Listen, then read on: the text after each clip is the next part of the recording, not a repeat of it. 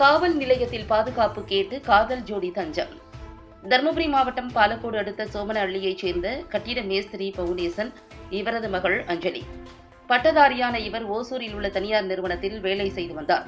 இந்நிலையில் அதே நிறுவனத்தில் வேலை செய்து வந்த நல்லம்பள்ளியை அடுத்த ஊத்துப்பள்ளம் கிராமத்தைச் சேர்ந்த விவசாயி ஜெயராமன் மகன் சந்தோஷ் இருவரும் கல்லூரியில் படிக்கும்போதிருந்தே காதலித்து வந்துள்ளனர்.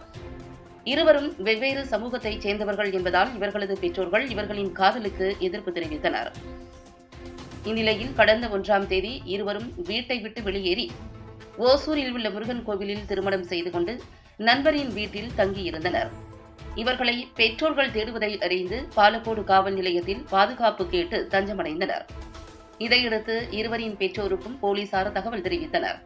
பெண்ணின் பெற்றோர் மட்டுமே காவல் நிலையத்திற்கு வந்தனர். சந்தோஷின் பெற்றோர் காவல் நிலையத்திற்கு வராத நிலையில் மணமக்கள் இருவரின் விருப்பப்படி அஞ்சலியின் வீட்டிற்கு இருவரையும் அனுப்பி வைத்தனர். காதல் ஜோடி பாதுகாப்பு கேட்டு காவல் நிலையத்தில் தஞ்சமடைந்த சம்பவம் அப்பகுதியில் பரபரப்பை ஏற்படுத்தியது.